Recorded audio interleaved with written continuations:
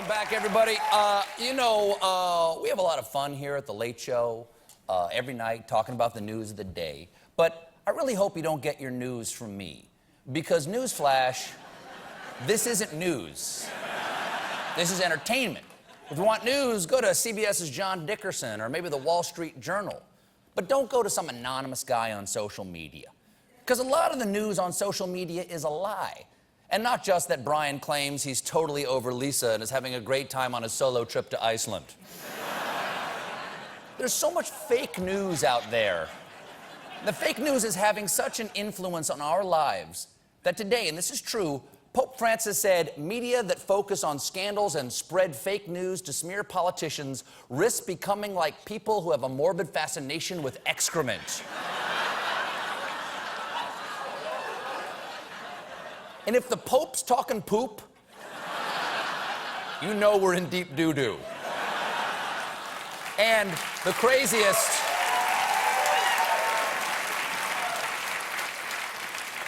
craziest fake news of all is something called Pizzagate. People actually believe a conspiracy theory that Hillary Clinton and her former campaign manager, John Podesta, ran a child sex ring at a pizzeria in D.C. This is a lie. We all know the only people who are trapped in a pizza place are those robots at Chuck E. Cheese. I've seen Westworld. One day they're going to rise up and kill us all. Now, according to the folks with the spider eggs hatching in their brains, Clinton and Podesta have a series of smuggling tunnels that connect to the basement of this pizzeria. But police refuse to investigate the basement crime scene on the flimsy excuse that the pizzeria does not have a basement. That's how deep this goes. Ground level.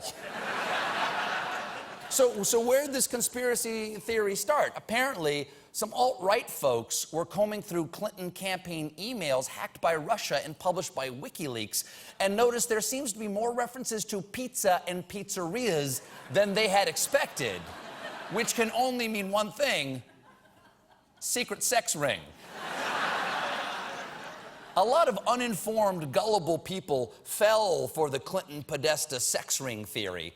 People like Trump's pick for National Security Advisor, Michael Flynn, who tweeted out a link writing, "New Hillary emails, money laundering, sex crimes with children, etc. must read," introducing it, "You decide." Okay, then I decide a guy who spreads this bullshit shouldn't be in charge of national security. And here's the thing. Donald Trump's transition team has acknowledged that this is disqualifying madness. And they have now done the right thing by firing Michael Flynn's son for tweeting about Pizzagate. Phew! We really dodged one of the bullets here. So, pretty weird, but harmless fun, right? Wrong. Because over the weekend, this happened. Police say a 28-year-old gunman entered Comet Ping Pong and fired off an assault rifle. The shooter claims he was investigating the so-called Pizzagate story. Thankfully, no one was hurt. But it does raise disturbing questions. Like, who names a pizza place Comet Ping Pong? Was asteroid air hockey already taken? And this internet make-em-up doesn't just implicate my favorite food, it implicates my favorite me. Because according to some folks on Reddit, I'm in on Pizzagate. Because at the end of my election night special, I talked about pizza, which they called all caps creepy. This is insane. I have absolutely no part in the Pizzagate conspiracy, is what they want me to say. Because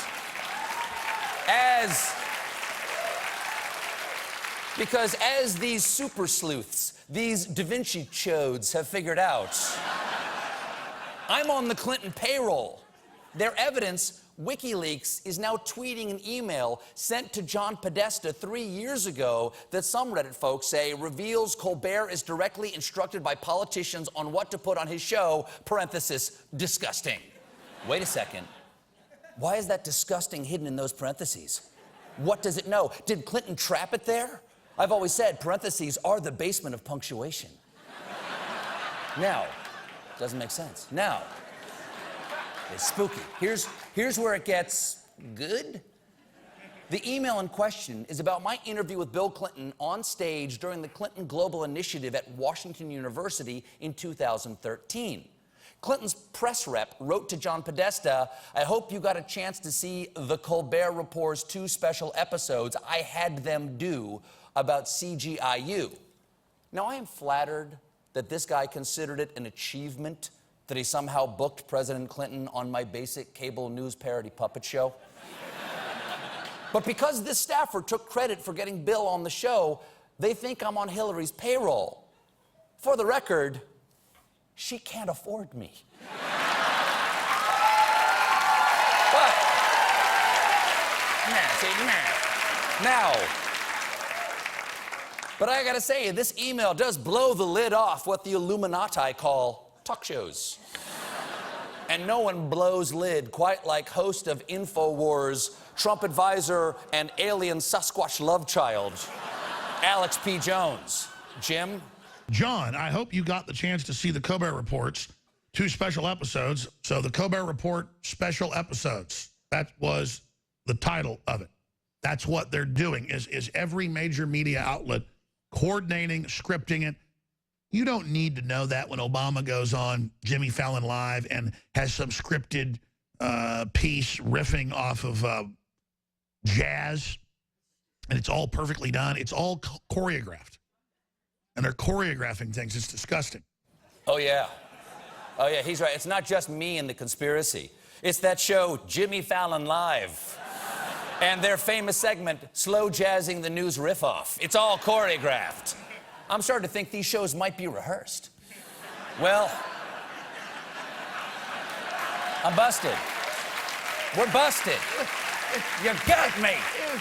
You got me. This email proves it. I asked Bill Clinton to come on the show. His guy said, "Okay, could you do it in St. Louis? Because he's doing his charity thing there and he wants to talk about it." And we said yes.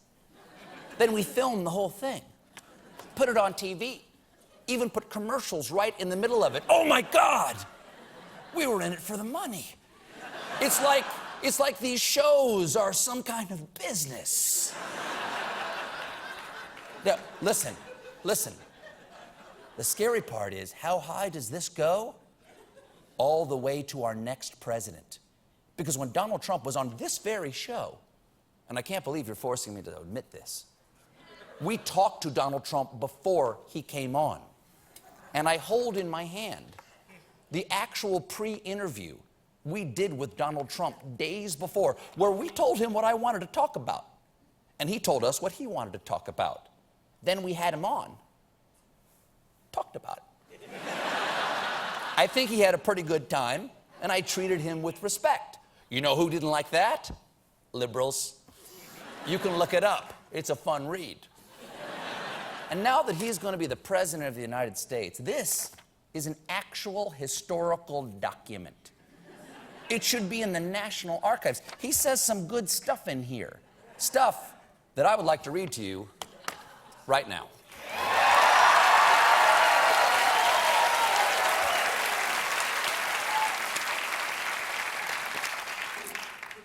But I'm not going to. Because there's an understanding that this is private. Between me and a guest, there's a tacit agreement. So,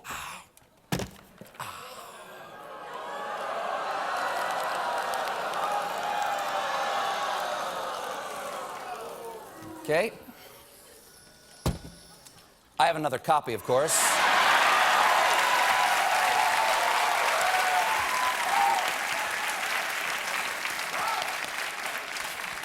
But I'm not going to read that either. Because here's what these conspiracy theorists don't get. There's a difference between a conspiracy and an agreement. And a conspiracy is what villains do. An agreement is what adults do. Look around the country. Wouldn't you agree we need some more adults? So WikiLeaks...